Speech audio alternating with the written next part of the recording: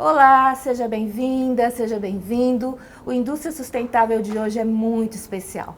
Nós estamos aqui na sede da FIEC para entrevistar a presidente do Conselho de Administração da Magazine Luiza, Luiza Helena Trajano, que nos dá o prazer de nos receber aqui nessa entrevista. Conosco também nossa comentarista, Alcileia Farias, que ela é coordenadora do Núcleo ESG da FIEC. Olá, Alcileia, bem-vinda. Olá, Cris. Que momento, né? Que momento especial. Para todos. Luiza, seja muito bem-vinda ao nosso programa. É uma honra tê-la aqui. Muito prazer, gente. Eu tenho uma ligação já com a FIEC há muito tempo. Um prazer. Sei que vocês trabalham muitas diversidades aqui, muitas coisas. Sei que é uma associação que é a favor das mulheres, então muito legal estar aqui com vocês. Tem muitas lideranças femininas aqui. Eu acompanho. Falando de liderança feminina, Luiza, você é uma das lideranças mais importantes de vários temas. O empoderamento feminino, a inclusão social, o empreendedorismo, a transformação digital, a inclusão de pessoas nesse novo mundo digital. Eu queria que você contasse pra gente, assim, não dá pra gente falar tudo, como foi o comecinho da sua trajetória? Bom, eu sou de uma cidade do interior de São Paulo, Franca, né, que fica a 400 quilômetros de São Paulo, uma cidade bem na divisa de Minas Gerais. A gente tem muito fazendas, essas coisas, a família em Minas Gerais. Então eu tenho um sotaque mineiro, o costume das nossas comidas, pão de queijo, torresmo, é bem de Minas. E o Magazine Luiza nasceu lá. O Magazine Luiza não chama Luiza por minha causa, por causa da minha tia que não tinha filhos. Eu chamo Luiza por causa dela. E eu já fui criada numa família onde as mulheres trabalhavam, onde as mães não iam me falar, ai, como é que você vai criar seu filho se você for trabalhar? Então não teve aquele tipo de cobrança que era próprio da minha geração. E também fui uma pessoa que comecei muito cedo, trabalhando nas férias. A minha família tinha poucos não pode. Muito de solução, porque é uma família muito empreendedora. Você quer dar presente no Natal, porque você é sozinho, então vai trabalhar na loja e dar presente. Então foi assim. Então eu já vivi num mundo mais de empreendedorismo desde cedo.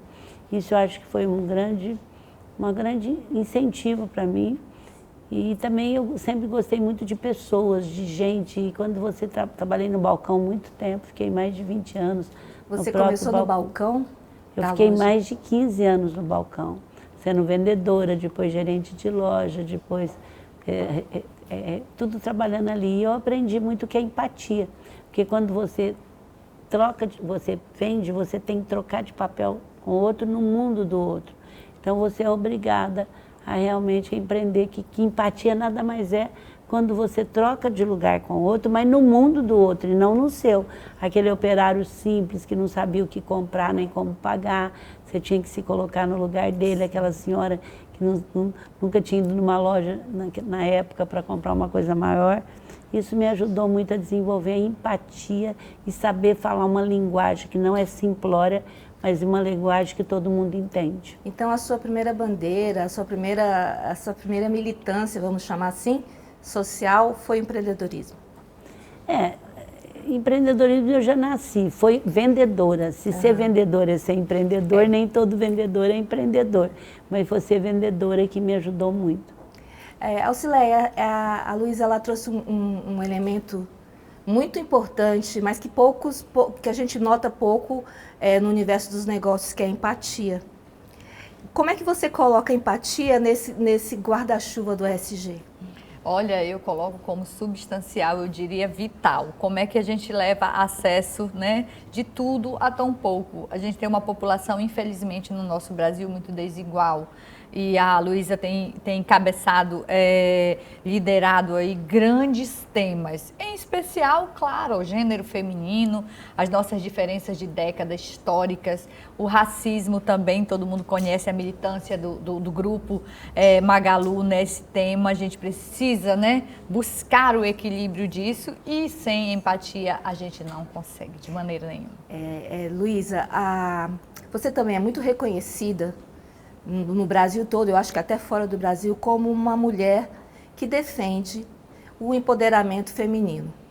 O que você pode nos contar a respeito disso no universo em que as mulheres ainda têm salários diferentes, na mesma função, em que mesmo sendo a maioria da população tem uma representatividade muito pequena na política e, enfim, os desafios que a mulher ainda tem que enfrentar diante dessa sociedade ainda meio patriarcal. Primeiro eu queria destacar muito o que é feminismo, porque a gente tem muitas visões diferentes disso. Feminismo é igualdade entre homem e mulher. Exato. Então eu quero dizer que qualquer homem gostaria que uma neta, uma filha sua tivesse direitos iguais, se ele não tivesse filho homem ou se ele tivesse. Então, assim, é importante dizer que é isso.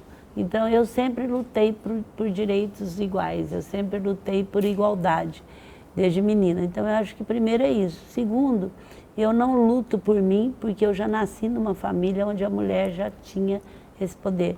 Mas eu lutei muito porque quando eu comecei a conviver, primeiro eu era muita única em vários lugares, que eu não gosto de ser a única no Comitê Olímpico, a única não sei o quê, a única que ganhou um prêmio fora dos Estados Unidos, a única desse conselho. Então, isso não é uma coisa boa para mim. E aí eu comecei a ver a dificuldade. Mas eu quero deixar bem claro que o nosso ciclo mudou. Se a gente não entender que o nosso ciclo mudou, como o ciclo do negro mudou, a gente não vai conseguir. Nós já tivemos muito mais mulheres candidatas agora. Sim. Eu nunca pensei que eu fosse escutar, ainda tão lúcida, me perguntarem se eu tenho mulheres em conselhos, a Bolsa, o mercado financeiro me perguntar isso. Então é importante dizer que é uma questão de tempo e a velocidade vai ser muito rápida. Então chegou a vez das mulheres. O que eu mais estou trabalhando, nem não é essa sua pergunta, porque eu acho que chegou. Eu acho que ganhar menos é uma questão da pessoa se aceitar, sim, porque hoje existe até coisas que não pode, existe lei disso que não pode. Então, assim, chegou um momento que nós tiramos o presidente maior acionista, tiramos pessoas de conselho que não souberam lidar com a palavra, pode até ser que não seja o que é. Então, é muito importante dizer que o nosso tempo mudou, é uma questão de tempo agora. Eu estou mais orientando e preocupada como é que a mulher vai exercer esse poder. Tanto a mulher quanto o negro mais ainda, sofreu muito. Então nós não podemos ter revanche, nós não podemos levar isso como uma coisa agora, nós temos que mudar a forma de gestar tudo isso. E eu vou trabalhar muito, então só terminando, eu acho que nós estou trabalhando muito, que nós temos que unir lados, homens e mulheres, e unir as pessoas, porque só assim nós vamos fazer o Brasil que a gente merece. Esse é um tema muito, muito rico que a gente vai retomar quando a gente voltar do intervalo. A gente vai fazer a nossa primeira paradinha e volta já já.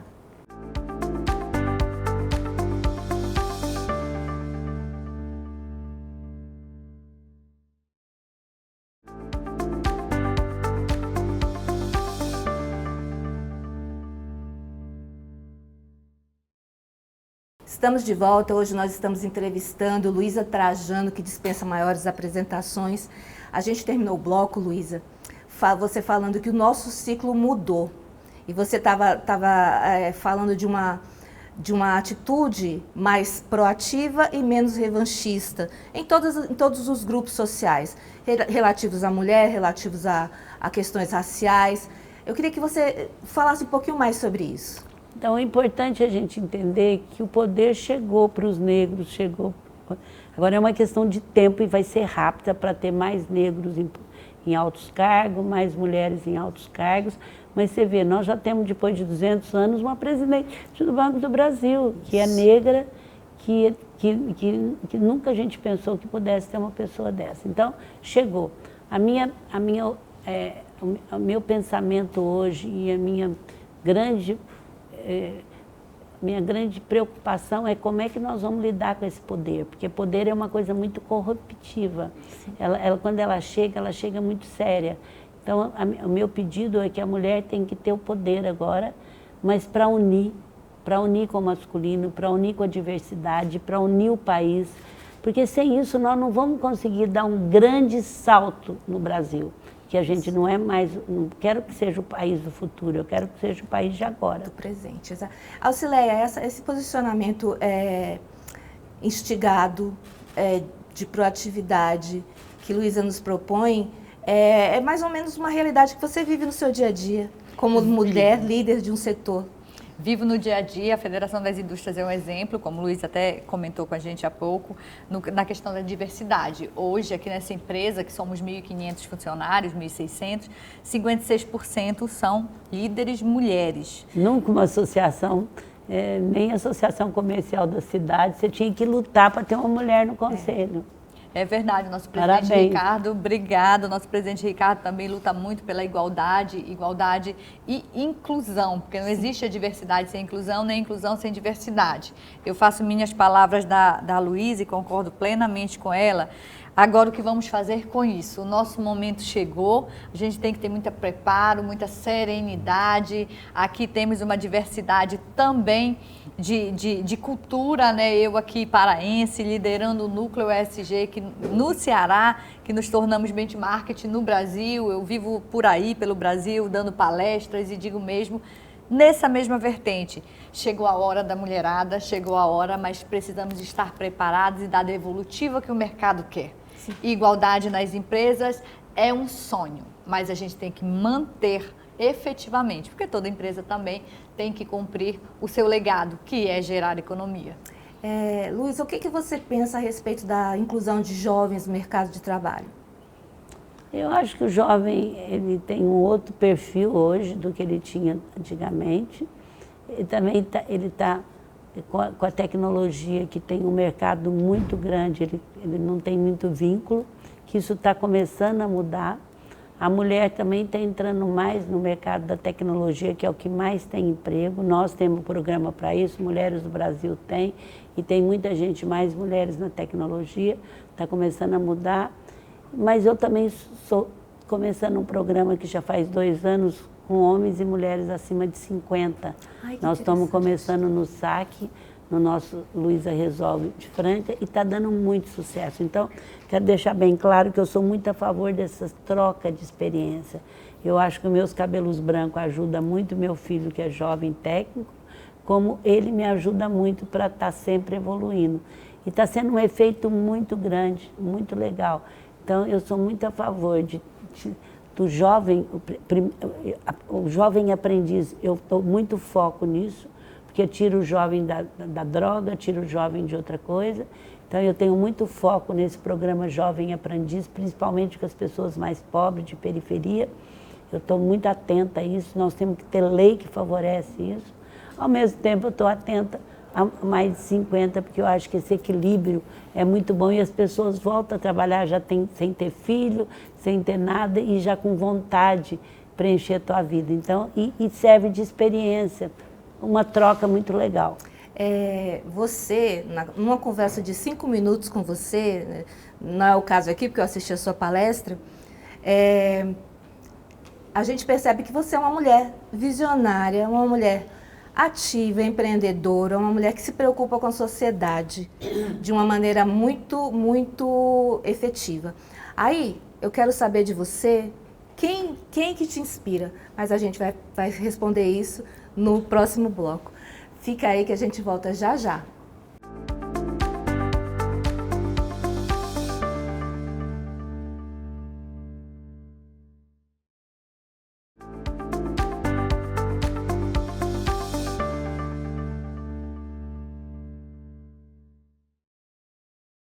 Nós estamos aqui com Luiza Trajano, infelizmente para o nosso último bloco, a gente gostaria de ficar aqui muito mais tempo conversando com essa mulher tão inspiradora. E eu terminei o bloco pedindo a você que me falasse sobre alguém que tenha te inspirado, como você nos inspira. É interessante porque as pessoas me fazem muito essa pergunta. E eu, lógico que eu tive família, minha tia me inspirou, minha mãe me inspirou muito, eu tenho muitas amigas, mas eu sou uma pessoa que gosta tanto de ser inspirada como de inspirar, que eu inspiro com a moça que trabalha na minha casa, quando ela fala uma coisa. Eu tenho muita gente que me inspira, porque eu aprendo muito. Hoje mesmo eu li uma coisa que eu aprendi domingo, num brand de pós-casamento. Uma psicóloga sentou na mesa, começou a falar e eu falei, deixa eu anotar, porque minha cabeça... Então, assim, me inspirou para me explicar uma coisa que eu já fazia e não sabia explicar. Então, eu sou uma pessoa que eu me inspiro com coisas boas que eu vejo, eu me inspiro no lugar que eu vejo. Ontem eu fui no prédio aqui, E eu me inspirei tanto lá ontem, num lugar que é uma ONG. Já mandei para muita gente que eu me fiquei inspirada. Então, assim, lógico que tem pessoas que me inspiram. O Oscar Montemurro, no momento da minha vida, me inspirou muito. Mas, assim, eu tenho muita inspiração com qualquer momento da minha vida, porque eu sou inteira. Eu estou com vocês aqui, eu estou inteira. Eu estava na palestra, eu estou inteira. Ontem eu estava em 10 lugares diferentes, eu estou inteira. Sempre querendo absorver e querendo... A vida é uma concha, né, que você dá e recebe.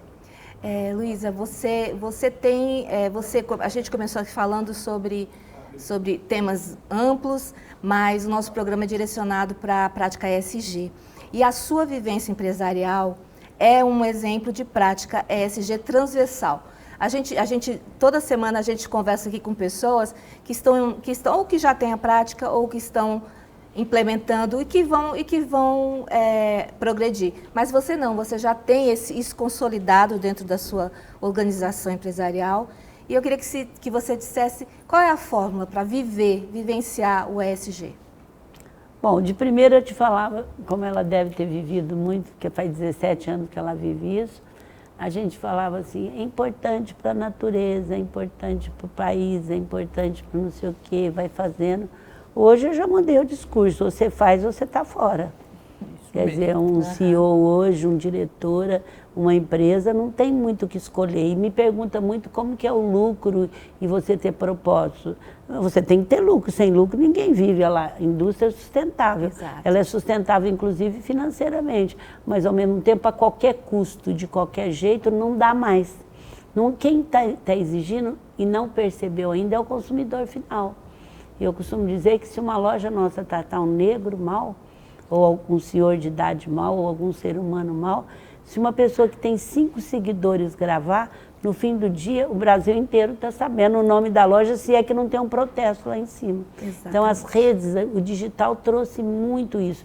E a pandemia trouxe muita tristeza, mas ela trouxe muita consciência, principalmente para o Brasil, do sentido de cooperação, de cidadania, que as pessoas não perceberam ainda, mas já estão tendo atitude assim. Já existe um novo normal subliminar. Tá, isso, olha, adorei isso, normal subliminar.